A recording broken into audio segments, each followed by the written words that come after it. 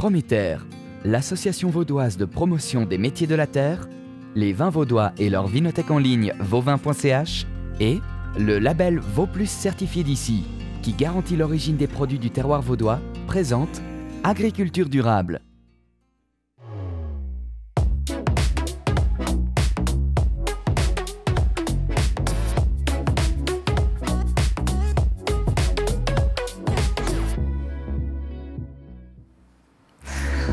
Bonjour à toutes et tous et bienvenue dans ce nouveau numéro d'Agriculture durable, l'émission qui se penche sur les enjeux liés à l'agriculture du 21e siècle. Aujourd'hui, nous vous faisons pénétrer dans le monde merveilleux des labels et certifications variés, multiples, différents, changeants. Eh bien, comment s'y retrouver au sein de cette forêt de marques? C'est ce qu'on va voir dans notre dossier du mois. Dans notre rubrique de la fourchette à la fourche, on suivra le parcours d'une pomme de terre. Dans le fact-checking, on verra l'incidence des insectes pollinisateurs sur le contenu de nos assiettes. Et puis finalement, le rendez-vous agricole du mois vous emmènera du côté de la fête de la Saint-Martin. J'espère que vous êtes bien installés. Cette émission démarre ici et maintenant. Partons tout de suite à la rencontre de nos invités.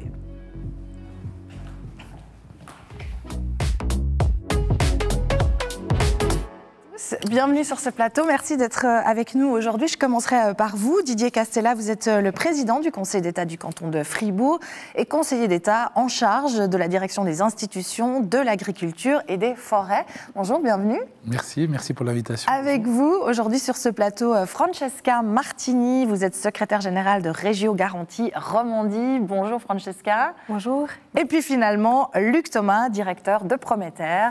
Merci d'avoir accepté cette invitation encore une fois, puisque ce n'est pas la première fois que vous nous rejoignez aujourd'hui. Alors on est là pour parler de labels et certifications et surtout de comprendre ces fameux labels agricoles et le processus de certification qui garantit que les promesses du cahier des charges sont tenues, ce qui n'est pas une mince affaire, parce que comme on l'a dit en introduction, marque, label, certificat de qualité, comment s'y retrouver? C'est pas franchement simple. Peut-être que Francesca, je me tournerai vers vous pour ouvrir cette discussion. C'est gentil. Après, c'est un peu comme toute chose. Quand on ne connaît pas un sujet, on a l'impression que c'est une grande marée noire. Moi, je ne sais pas vous, on mange au minimum 3 fois par jour, un petit peu plus si on aime les apéros ou les pauses gourmandes. Moi, je pense que ça vaut la peine de s'y pencher en fait sur ces labels et puis de définir en tant que consommateur qu'est-ce qui est important à nos yeux, si c'est les aspects de durabilité, de provenance, d'élevage. Personnellement, là je parle comme consommateur, je suis très sensible à la provenance et ça va bien parce que je porte la voix aujourd'hui du label ou la marque Régio Garantie qui est un label de provenance. Donc nous on répond très clairement à la question, c'est d'où vient la matière première d'un produit et où ce produit a été transformé. Donc c'est une promesse relativement simple et claire pour le consommateur. Luc, on sait qu'il y a des différences, bien sûr, entre ces différents labels. Comment est-ce qu'ils sont certifiés? Comment est-ce que ça fonctionne? Alors, donc, un label, un cahier des charges. Alors, ce cahier des charges peut être relativement simple, comme l'a dit Francesca, puisque là, on a affaire à la certification d'une provenance, mais il peut comprendre, ce cahier des charges, d'autres exigences qui portent notamment sur les modes de production. Donc, tout ça est contrôlé par des organismes de certification indépendants qui sont accrédités et qui vont, à un intervalle qui peut varier selon le type de label, contrôler chez les producteurs ou chez les acteurs de la filière concernée que les exigences du cahier des charges sont satisfaites. Et c'est un système, je crois, qui a fait ses preuves, puisque l'agriculture est engagée dans une labellisation de sa production depuis maintenant pratiquement une trentaine d'années.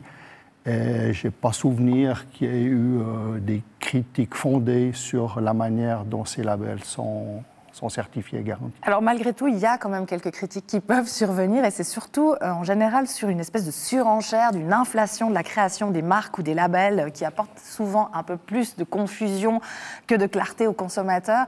Didier Castella, est-ce que c'est vraiment le cas ? Oui, je crois que c'est vraiment le cas. Aujourd'hui, on a une multiplication, on a un peu une forêt de labels, mais par contre, il y a une prise de conscience aussi. Chacun a fait un peu son label, je pense notamment à la grande distribution, mais je crois qu'il y a une prise de conscience qui est en train de se faire, et puis qu'il faut vraiment se concentrer sur des labels qui sont équivalents pour le consommateur. Il faut penser au consommateur avant le vendeur, et ça nous permettra de diminuer le nombre de labels, et puis aussi d'avoir l'important derrière, c'est l'information aux consommateurs, aux consommatrices, et en diminuant le nombre de labels et en faisant en sorte qu'il soit mieux connu, je pense que l'information sera meilleure, et c'est ce qui est recherché par le label quelque part, c'est d'avoir une information transparente pour le consommateur qui nous dit soit la région dont il provient, soit la façon dont on a pratiqué la culture ou l'élevage, et ça c'est une recentralisation, un recentrement qui est en train de se faire à mon avis. On en est aux prémices, mais on en a pris conscience et ça va venir. Didier, vous en tant que consommateur, vous faites attention au label quand vous allez faire vos courses ? Alors, tout à fait, particulièrement pour les régions, j'ai envie de dire. Moi, je suis attaché au circuit court, au fait qu'on peut soutenir aussi les producteurs de nos régions. Alors, peu importe, hein, j'aime bien quand je vais en Valais boire un vin valaisan, quand je suis à Fribourg, etc.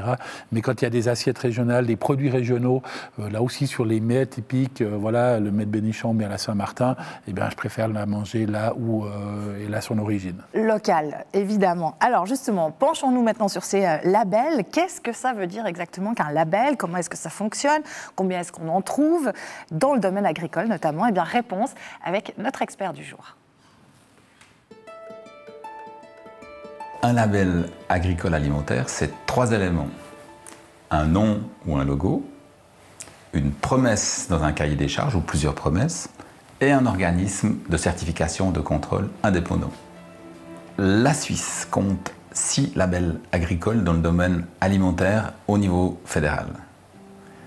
Le premier, le plus ancien, c'est le bio, donc le mot bio. Ce mot bio, il peut être intégré dans différents labels, différents logos. Ensuite, vous avez les AOP, les appellations d'origine protégée, qui garantissent que la production de matières premières, la transformation et l'affinage, par exemple si c'est un fromage, a lieu dans une même région et que c'est des produits traditionnels avec une forte identité. L'indication géographique protégée, petit frère de l'AOP, qui lui garantit que par exemple qu'une seule étape a lieu dans la région, par exemple la transformation, les bouchers vaudois qui font du saucisson vaudois, le cochon est suisse, mais la fabrication du saucisson vaudois a lieu dans le canton de Vaud. Ensuite on a montagne, donc la dénomination montagne, qui garantit au consommateur que le produit a été fabriqué et transformé en montagne.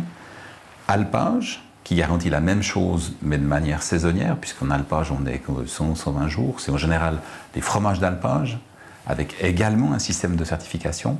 Puis après, on a le dernier né, qui est le label parc naturel, parc régional, qui délimite des produits qui proviennent d'un parc reconnu par la Confédération. Dans le secteur alimentaire, on a un très grand nombre de marques. Ça peut être des marques qui appartiennent aux producteurs, aux transformateurs, aux distributeurs. Toutes ces marques, elles essayent de se différencier et puis de vous donner des promesses. Mais ce ne sont pas des labels publics qui ont la fonction d'un signe de qualité. Le rôle de ces labels publics ou ces signes de qualité, c'est d'orienter le consommateur, faciliter le choix du consommateur dans l'ensemble des marques de distributeurs, de producteurs qu'on a sur le marché. Et ça lui donne une garantie que le produit bio est bien un produit bio, que l'AOP, c'est bien un bout de fa AOP de notre région. On a également au niveau des cantons et des régions ce qu'on appelle des marques territoriales qui jouent le même rôle, qui ont la même fonction, comme par exemple Vaud certifié d'ici, qui vous garantit un savoir-faire et une traçabilité sur l'ensemble des produits alimentaires produits dans notre beau canton de Vaud. Le bout de fa AOP est le dernier produit reconnu comme appellation d'origine protégée par la Confédération. C'est un produit donc traditionnel. Le cochon, sa enfourrage, sa transformation par le boucher a lieu dans l'aire géographique qui est une aire qu'on se partage, le canton de Fribourg et le canton de Vaud. Et la marque régionale, Vaud certifié d'ici, apporte une information supplémentaire au consommateur. Lorsqu'elle est apposée sur le bout de fa, le consommateur sait que c'est un bout de fa AOP produit dans le canton de Vaud. Alors bien sûr, ici, on a parlé de labels agricoles, de labels liés à tout ce qui est nourriture, mais on sait qu'il existe des marques dans tous les domaines d'activité. Les labels et les marques agricoles, est-ce qu'elles sont fiables en comparaison avec les autres branches économiques, Didier ? Alors, tout à fait, je suis convaincu qu'en Suisse, on est assez bon élève. Hein. Quand on dit qu'on fait quelque chose, on le pratique. Et c'est aussi la force, mais des fois aussi la faiblesse, parce qu'on est tellement bon élève qu'on se met pas mal de contraintes. Moi, je suis assez convaincu que chez nous, on applique les cahiers des charges. D'ailleurs, il n'y a pas que des labels, il y a des marques, vous l'avez dit, il y a des cahiers des charges aussi. Moi, j'essaie maintenant au niveau de la Romandie d'avoir le cahier des charges cuisine dans notre région pour avoir une marque qui est connue dans tous les cantons, la même. Et on sait qu'on va dans une région, cuisine dans notre région, qu'on soit valaisan, fribourgeois ou vaudois ou genevois, eh bien, ça parle à tout le monde. Et c'est un peu ces principes-là. Mais oui, les Suisses, en général, on pratique très bien les recommandations. Luc, Thomas, je vous vois acquiescer. Oui, vous êtes d'accord. Je crois pouvoir dire que M. Brun parlait des promesses aux consommateurs. Je crois que les promesses sont tenues chez nous. Elles sont vérifiées de façon sérieuse et de façon systématique. Je crois que c'est important aussi pour le consommateur, bien sûr. Je crois que c'est particulièrement important s'agissant de l'alimentaire. Je crois que le consommateur peut avoir confiance dans ce qui est au fond proposé à travers ces marques et labels alimentaires. Tout à fait. Francesca, on a vu aussi que face aux marques ou labels élaborés par les collectivités, comme les cantons ou encore la Confédération, il existe aussi de nombreuses initiatives privées. Est-ce que c'est le résultat d'une déficience ou bien de la lenteur de l'administration, ou est-ce qu'elles ont pour objectif finalement principal de promouvoir les produits commercialisés par un distributeur plutôt qu'un autre? Comment est-ce qu'il faut le voir? Alors oui, là, je dirais que le distributeur a aussi essayé de se démarquer l'un un peu de l'autre, en fait. C'est pas notre cas à nous, vu que nous, on a une promesse quand même très simple à la base. Et puis nous, on travaille vraiment avec le producteur. Ça veut dire qu'on essaye de voir un tout petit peu quels sont les buts. Certains s'en sortent qu'avec de la vente directe, ça leur suffit, ou bien ils ont besoin d'un réseau qui est relativement plus petit, ça veut dire des petits magasins qui sont autour dans la région. Et puis d'autres ont un volume plus important de produits. Puis dans ce cas-là, c'est aussi important de leur ouvrir en fait les portes à un réseau plus grand, la grande distribution aussi. Mais d'arriver avec, ils ont un besoin, il faut leur donner exactement ce qu'ils cherchent. Il ne faut pas chercher à tordre le bras à un producteur. Une solution adaptée, donc. Exactement, tout à fait. Alors, dans le reportage, on parlait aussi de cette certification, le label VAUX+, qui a été développé pour mettre en avant les produits locaux. Est-ce qu'on peut déjà tirer un bilan de cette marque? Est-ce qu'on a assez de recul pour le faire, Francesca? Je dirais que oui, elle est relativement récente. Si je ne dis pas de bêtises, elle a été lancée en janvier 2021, donc avec aussi tout un nouveau label, un nouveau visuel. Et elle compte aujourd'hui 160 producteurs et plus de 1600 produits certifiés. Puis ce qui est très beau, on va dire, dans le canton de Vaud, c'est que les produits qui sont là, ils reflètent vraiment le panel du canton. Ça veut dire des produits qui sont de la plaine, de la montagne. On a aussi des choses du lac. Donc non, je crois que très beau bilan après cette courte période. Alors Didier Castella, vous représentez Fribourg. Est-ce qu'il existe, oui on le voit, vous l'avez sur le cœur, est-ce qu'il existe un pendant fribourgeois à ce VAUX+? Effectivement, c'est ce pendant-là, c'est Fribourg Terre de Valeur, qui était à l'époque Terroir Fribourg, qu'on a renommé. On développe la marque pour l'ensemble des produits, mais dans l'agriculture, on a Fribourg Régio Garantie qui permet de positionner ces produits. Effectivement, ça marche très bien, c'est quelque chose qui est de plus en plus demandé aussi. Comme on l'a dit, on a une sensibilisation qui fonctionne au fait de consommer local. Après, je dirais qu'il faut faire attention aussi, il ne faut pas s'interdire dans des cercles trop petits, parce qu'on a tout intérêt en Suisse à se soutenir mutuellement. Mais c'est quelque chose qui fonctionne bien, et puis les cantons collaborent bien aussi, je pense que Régio Garantie peut le dire.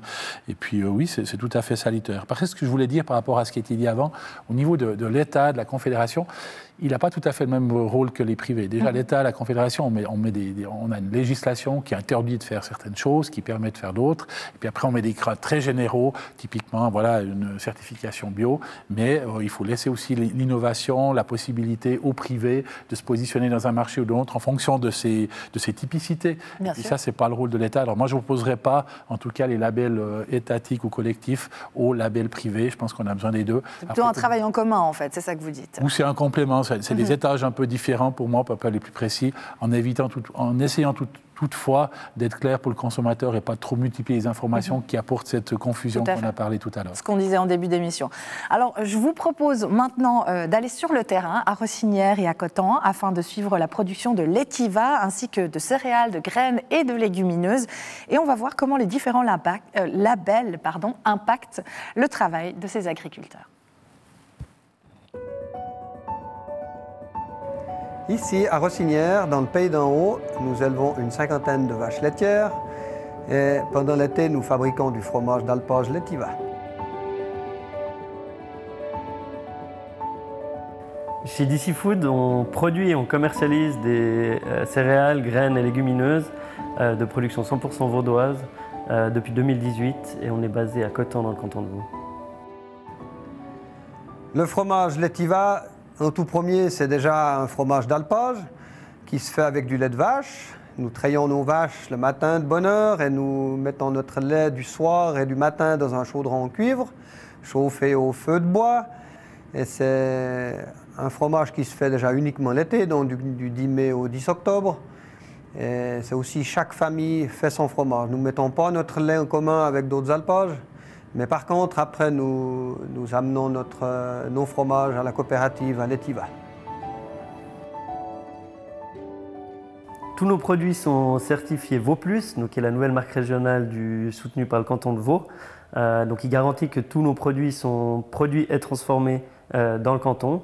Et puis ça nous apporte beaucoup de visibilité et puis nous ouvre aussi des nouveaux marchés pour nos produits et nous faire connaître aussi en dehors du canton. Puis une partie de la gamme DC Food est certifiée IP Suisse, donc qui est un label de promotion de la biodiversité qui notamment interdit l'utilisation de raccourcisseurs de fongicides et d'insecticides. Et puis en plus de ça, promeut des mesures pour la biodiversité de prairies extensives, etc. Et puis c'est un label qui pour nous faisait du sens, qui va dans notre démarche, avec lequel on partage des valeurs. Et puis c'est aussi un label qui est très connu, donc la coccinelle, les gens le reconnaissent. Par contre, ça amène d'autres contraintes en termes de traçabilité. Donc aujourd'hui, on a une trentaine d'agriculteurs qui produisent pour DC Food. Donc ça fait pas mal de contraintes de traçabilité, de suivi des flux. Parce que voilà, on a des produits qui sont livrés au centre collecteur, qui sont ensuite triés dans un autre centre à Moudon. Puis après, ils reviennent chez nous. Ensuite, ils sont conditionnés dans un atelier protégé qui est aussi donc externe à DC Food. Et puis tout ça engendre des flux de marchandises et qu'il faut tracer et qui garantissent aussi tout simplement aux consommateurs qui sait d'où le produit vient. Et puis pour nous, c'était important aussi d'avoir cette démarche-là, même si ça a un certain coût. Mais la certification, pour nous, elle vaut la peine.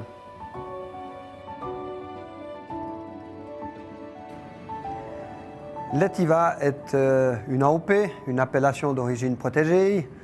C'est un cahier des charges qui a été dicté sur ce qui se faisait déjà avec nos anciens et qui n'a rien changé. Donc nous, on suit ce cahier des charges pour faire notre Laitiva. L'avantage de l'appellation AOP Laitiva, c'est déjà une protection pour les copies. Et c'est un garde-fou pour ne pas faire n'importe quoi avec ce fromage. Et pour le consommateur, c'est un gage de qualité aussi. Si vous achetez un Laitiva, vous êtes sûr qu'il est contrôlé, il y a la qualité, tout est en ordre. Tout est en ordre, c'est vrai, tout est en ordre avec Laitiva, toujours. Francesca Martini, on parlait tout à l'heure de ces labels régionaux, on parlait de Fribourg, on parlait de Vaud, il y a aussi évidemment Valais et compagnie et tous les autres cantons suisses. Est-ce qu'il existe des différences pour entrer dans ces labels et si oui, quels sont les critères en termes de région? Alors, pour toutes les marques régionales, donc il y en a plus de 30 en Suisse, donc on en a évoqué ici certaines, toutes ces marques répondent exactement aux mêmes lignes directrices, aux mêmes critères de base. Donc elles définissent les standards minimums auxquels doivent répondre les produits. Cependant, certaines marques régionales vont même au-delà, donc elles sont plus restrictives. On ne va pas rentrer dans les détails, mais par exemple, en tout cas pour la certification Régio Garantie, si c'est de la matière brute, 100% de la matière doit venir du canton. Et puis pour les produits qu'on dit semi-finis, avec plusieurs matières, au minimum, 80% de la matière première doit être locale. Alors, d'où cette question, est-ce qu'on peut labelliser, par exemple, sous l'appellation Vauplus, un produit fait à partir d'une matière première produite à l'étranger? Je pense au chocolat. Non. On ne peut pas. Non. Luc? Pour autant que, enfin, on le pourrait pour autant que cette matière première-là ne représente pas plus de 20% du produit, puisqu'il y a cette marge de tolérance de 20%. Peut-être juste sur la question de la marque Vauplus, qui existe comme telle depuis 2021 avec 120 producteurs et 1600 produits. Ça ne s'est pas fait en 2 ans. Je le dis parce que c'est au fond Prométer qui, en 2005, a créé la marque Terre Vaudoise. Travail de longue haleine. Travail de longue haleine qui a développé au fond ce réseau qui a été de producteurs qui a été repris au moment où le canton a lancé sa propre marque. Donc nous avons cessé d'avoir notre propre label au profit de la marque cantonale et au fond le canton, la marque cantonale a bénéficié de ce travail antérieur de la profession. Alors, ce qu'on a vu aussi dans le sujet, même si ces certifications, évidemment, sont importantes, sont recherchées par le consommateur, c'est aussi un surcroît de travail pour les agriculteurs, une augmentation de travail. Est-ce qu'elle est correctement valorisée? Est-ce qu'elle est bien rémunérée du point de vue de la politique? Qu'est-ce que vous en dites, Didier Castel? J'ai envie de dire, ça dépend des produits. En général, oui. Après, il faut faire attention à ce qu'on demande. Il ne faut pas faire du greenwashing, par exemple. Moi, je suis très attentif à ça. C'est quand on a un cahier des charges, il faut qu'il apporte une réelle plus-value au consommateur, que derrière, on puisse le communiquer, puis enfin, qu'il ait une réelle plus-value aussi pour le producteur. C'est important dans toute la chaîne. Après, vous le savez, hein, il y a des négociations entre les branches, entre les distributeurs, entre les producteurs. Mais de manière générale, oui, il y a une plus-value qui est là. Attention à ne pas mettre des contraintes qui sont très sévères et qui apportent quelque part peu, et puis en plus qui nous mettent en concurrence déloyale avec l'étranger. Si on se met trop de contraintes, au bout d'un moment, on le sait, on vit une période d'inflation qui n'est pas facile. Et les produits de l'étranger seraient moins chers, finalement. Ils sont souvent moins chers, ouais. Malheureusement, mais si on en met trop de contraintes, on arrive à des prix qui seraient tout à fait surfaits. Mais c'est bien appliqué. Luc Thomas, vous voulez réagir? J'ai bien vu. Didier Castel a dit oui, moi je dis pas suffisamment. S'agissant donc de cette rémunération dont on parle, alors peut-être que la contrainte liée au label est, dans un certain nombre de cas, correctement rémunérée. Le problème, c'est que le plus souvent, au fond, le label promet un supplément de prix par rapport au prix de base du marché. Or, c'est du reste thématisé, c'est ainsi, ce prix de base du marché des produits agricoles ne rémunère pas suffisamment le travail de l'agriculteur. Donc même ce supplément, certes, va permettre d'indemniser un certain nombre de contraintes supplémentaires, mais au final, quand on fait le rapport entre, au fond, les frais, les coûts de l'agriculteur et la rémunération de la matière première qui va, le constat est que malheureusement, la rémunération demeure insuffisante, y compris dans ces produits labellisés. Ce que je voudrais, si vous le permettez, peut-être ajouter, s'agissant de cette question de rétribution, il y a un système quand même qui est particulièrement intéressant pour les producteurs, c'est le système des AOP.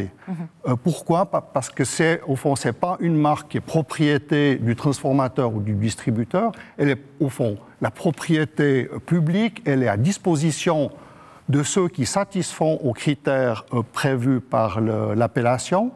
Et elle impose des règles de concertation qui excluent la possibilité pour un des maillons de la filière d'imposer ces conditions aux autres. Donc il est nécessaire d'avoir une négociation et au fond, il faut que chaque collègue, chaque partie y trouve son compte. Et on voit que dans ces produits d'appellation, comme l'Etiva, mais peut-être plus encore le gruyère, eh bien, on arrive au fond à avoir des rétributions, y compris pour le producteur de lait, qui est probablement meilleur que dans d'autres types de filières avec des marques qui ne sont pas des appellations d'origine. Alors, je vous propose pour quelques instants de quitter un petit peu les labels et certifications parce que pour l'instant, on va s'intéresser à notre rubrique de la fourchette à la fourche. Si je vous dis vos enfants l'adorent en frites ou en purée, vous l'aimez certainement en rösti ou poêlé, vous me dites évidemment que c'est la reine des métamorphoses multiples. Il s'agit de la star de notre rubrique filière, vous l'avez deviné, c'est la pomme de terre.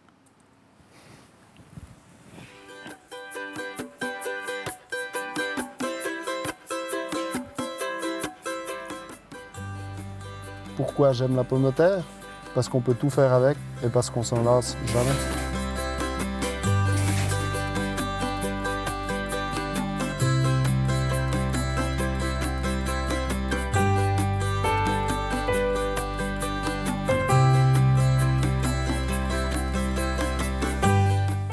Pourquoi j'aime les frites? parce qu'il y a ce côté croustillant à l'extérieur et puis tendre à l'intérieur avec ce goût de pomme de terre qui ressort.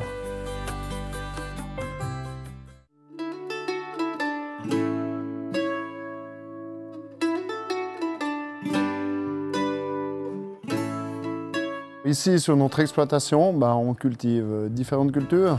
Principalement la pomme de terre, ça c'est vraiment la culture phare. Et ensuite, on produit céréales, que ce soit blé, triticale, maïs gras, betterave. Et puis après, on a aussi la partie herbage, donc tout ce qui est compostation écologique. Donc pour faire pousser une pomme de terre, on commence chez nous, on va commencer la plantation en général mars-avril. Donc on va planter un tubercule directement. Donc ce n'est pas une graine ou je ne sais pas quoi, c'est vraiment le tubercule. C'est pour ça qu'on dit qu'on plante une pomme de terre.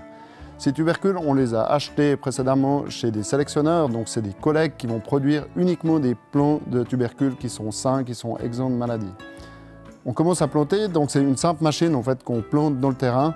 Et puis elle va poser des tubercules tous les 20-25 cm en fonction du réglage qu'on a envie, en fonction du but souhaité à la fin, si on veut du gros calibre ou du petit calibre. Ensuite, quelques semaines après, on repasse avec une deuxième machine pour refaire ce qu'on appelle des buts. Donc c'est vraiment couvrir la pomme de terre le maximum pour éviter qu'elle soit au contact de la lumière. Parce que dès qu'elle est au contact de la lumière, elle elle va devenir verte tout simplement.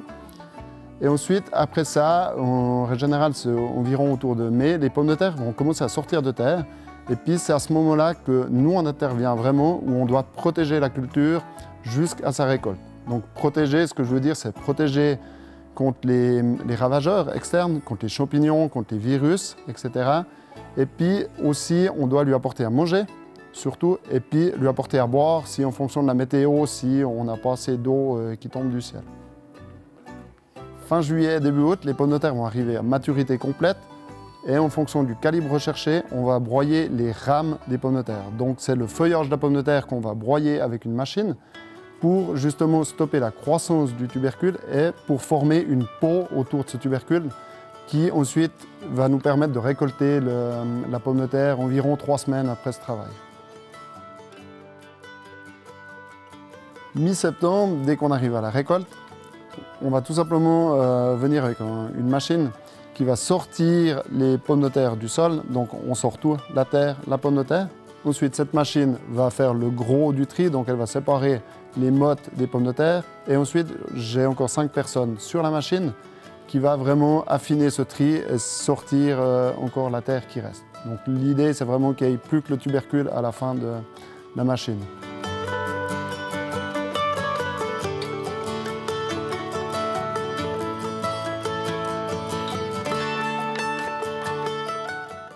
Une fois que les pommes de terre sont dans les palox, on les amène dans les frigos où on les stocke à 8 degrés, à l'abri de la lumière. Si on arrive bien à faire notre travail, on va réussir à les conserver environ 10 mois dans ces frigos. Et ensuite, en fonction des demandes, on sort au fur et à mesure de ces frigos pour les trier, donc les mettre en valeur, les calibrer aussi.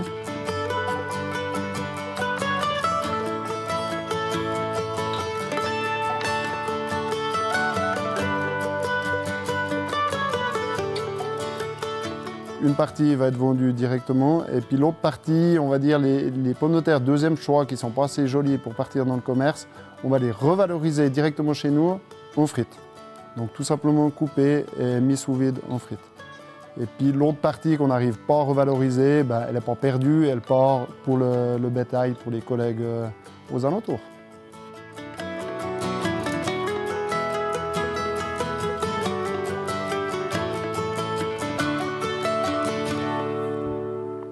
Voilà, on vient de le voir dans ce sujet, avec une seule exploitation, c'est plus de 70 000 personnes nourries avec des pommes de terre. C'est vraiment le légume dont on ne devrait pas, ne pourrait pas se passer. Didier Castella, la pomme de terre, vous la préférez sous quelle forme? Oh, alors différente, avec une viande rouge en frites, avec un rôti de porc, un gratin dauphinois, nature avec la fondue et puis au chalet en rösti. Donc en fonction du lieu, du plat, on s'adapte. Et puis c'est ça ce produit extraordinaire, c'est qu'il s'adapte à tous les mets, à tous les lieux. Alors justement, on l'a vu, il y a de nombreuses variétés qui sont appréciées par les consommateurs. C'est quoi ces variétés qui sont très appréciées par les consommateurs? Vous avez une idée Alors il y a différents types. Hein. Typiquement, si on veut faire des frites, il y a des pommes de terre qui sont spécialement conçues pour répondre aux qualités qu'on attend pour une frite. Si on veut faire du gratin ou de la purée, c'est d'autres. Et puis après, en fonction de la saison aussi, il y a des variations qui sont faites. Puis après, on développe de plus en plus de pommes de terre, il faut aussi le dire, aussi en fonction de la résistance. Et puis il y a même des espèces anciennes qui sont remises en valeur, moi j'en connais, qui résistent aussi mieux, notamment au sec. Voilà, il y a différentes recherches qui se font, que ce soit en termes de résistance, en termes de goût, en termes de façon d'apprêter la pomme de terre. Ici en Suisse, Luc Thomas, est-ce qu'il y a une recherche précise du consommateur qui préfère telle ou telle variété, ou est-ce qu'il y a une demande plus élevée sur un certain type de pomme de terre? Alors je ne connais pas de quelle façon la consommation se répartit précisément entre les chères fermes et farineuses, mais effectivement, il y a, comme l'a dit Didier Castella, il y a une diversité qui permet de répondre aux attentes des uns et des autres, d'avoir, je dirais, sur toute l'année, au fond, un choix qui est large. On a aussi quand même beaucoup développé des variétés qui sont utilisables pour l'industrie. Précisément, on parlait de la frite. McDonald's est un gros acheteur de pommes de terre suisses.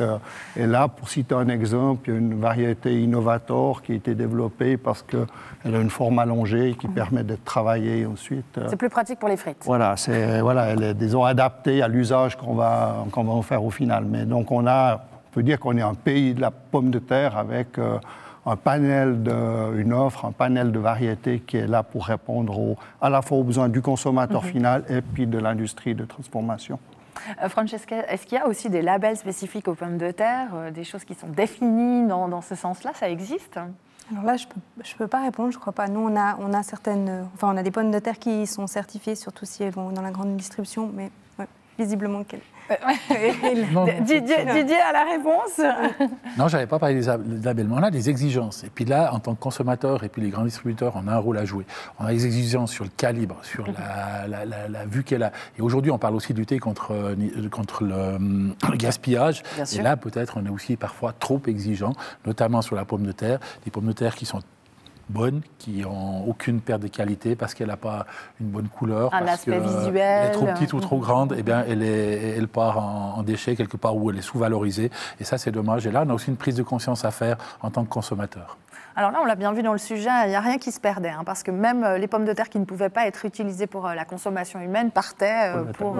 Oui, mais alors le prix, si vous le prenez pour du fourrage d'animaux, ou bien pour le prix n'est plus tout à fait le même, et puis il faut quand même que le producteur puisse gagner sa vie. Et puis on a aussi la fameuse histoire des ravageurs de pommes de terre, on l'a vu dans le reportage. Est-ce qu'il y a des menaces importantes sur un légume comme la pomme de terre, Luc? Oui. Il y en a de tout temps, champignons, le mildiou. On sait que la pomme de terre est sensible et doit être protégée là contre. Et puis plus récemment, on a affaire à un redoutable ravageur qui est le ver fil de fer. Et là, on se trouve confronté à un problème qui est celui de l'épuration, entre guillemets, de la liste des produits phytosanitaires qui, en ce qui concerne la pomme de terre, ne permet plus de lutter efficacement contre ce ver fil de fer, et c'est une sérieuse menace qui inquiète les producteurs. Il y a aussi des virus, donc on voit qu'on est confronté dans cette production comme dans d'autres à une évolution aussi des parasites. Et si on veut que cette production demeure ce qu'elle est en Suisse, où on est, je dirais, quasi autosuffisant en principe, pour répondre aux besoins des consommateurs, il faut qu'on se donne aussi les moyens de protéger cette culture. Alors justement, on va voir s'il y aura encore quelque chose dans nos assiettes d'ici quelques années. Quel est le lien entre pollinisateurs et agriculture? Sans les abeilles, pourrions-nous encore nous nourrir? En clair, quelle est l'incidence de ces insectes pollinisateurs sur nos assiettes? Eh bien, il est temps d'aller voir un peu plus clair avec notre rubrique Fact-Checking. Dans l'article Bras de fer pour des abeilles de la Liberté du 21 septembre, il est dit que le ver François Ingold rappelle que 90% du contenu de nos assiettes dépend des pollinisateurs.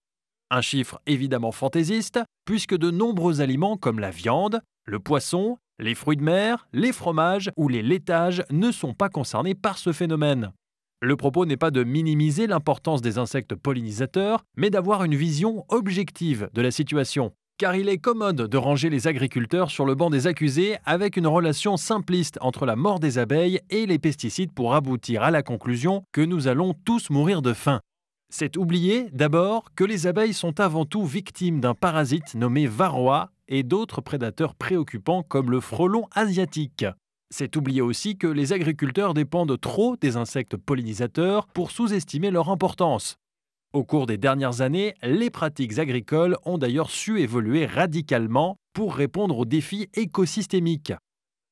On en veut pour preuve la réduction des traitements à leur stricte nécessité, la plantation d'engrais verts ou des projets agriculture et pollinisateurs menés par Prométer pour favoriser la symbiose entre production agricole et pollinisateurs. Mais pour revenir aux chiffres avancés dans l'article, à savoir que 90% du contenu de notre assiette dépendrait des pollinisateurs, voici la réalité. L'évaluation française des écosystèmes et des services écosystémiques estime certes que 72% des espèces végétales cultivées pour l'alimentation humaine dépendent plus ou moins fortement de l'action des insectes pollinisateurs.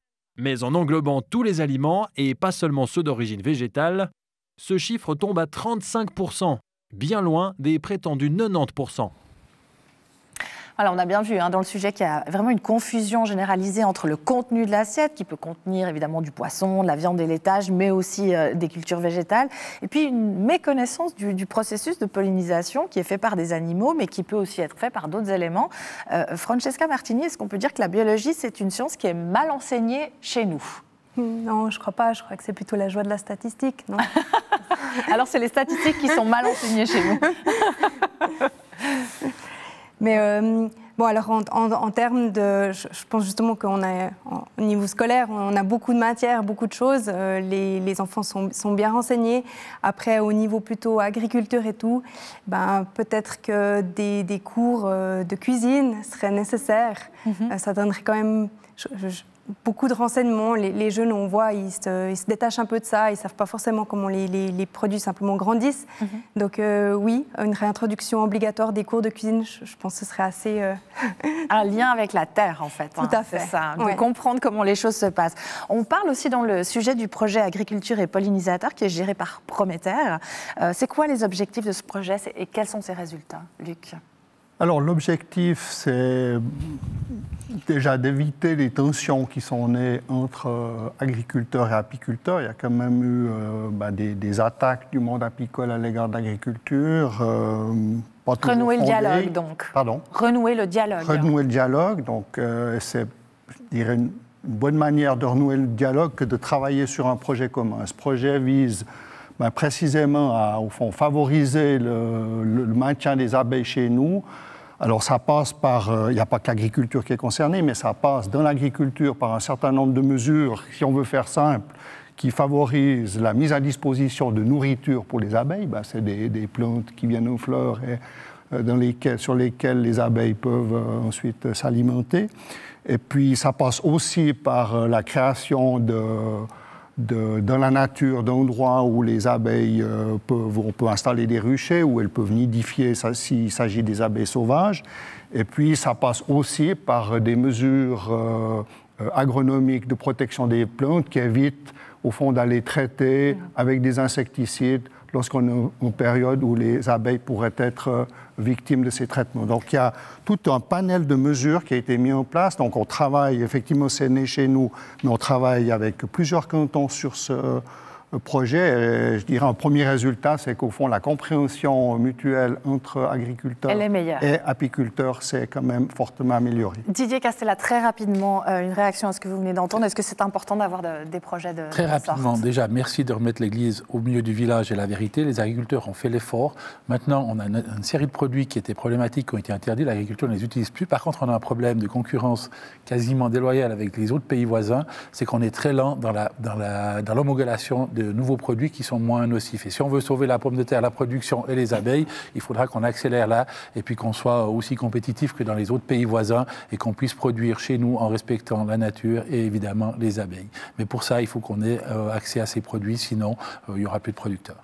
Merci beaucoup pour vos différents points de vue, vos différents exposés. Merci à vous aussi de nous avoir suivis aujourd'hui. On espère que ce sujet vous aura intéressé. Le mois prochain, on va traiter du processus de création de nouvelles variétés. variétés.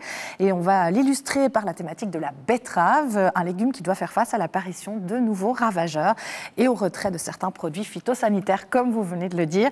Mais avant de se quitter, je vous propose rencontres, échanges et partages entre ville et campagne, ainsi qu'entre lac et montagne. Dans notre rendez-vous du mois, nous vous emmenons à la foire de la Saint-Martin du côté de Vevey.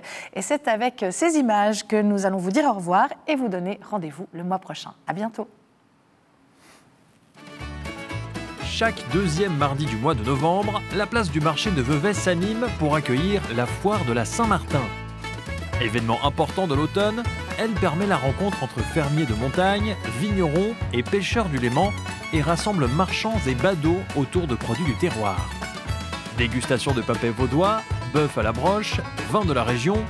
Au plaisir des papilles s'ajoute aussi le plaisir des yeux avec un cortège en costume et en musique qui déambule le matin au centre-ville. Ancrée dans la région depuis 552 ans, la foire perpétue une tradition de rencontres, d'échanges et de partage, trait d'union entre ville et campagne et entre lac et montagne. Rendez-vous le mardi 14 novembre dès 7h du matin sur la place du marché de Vevey.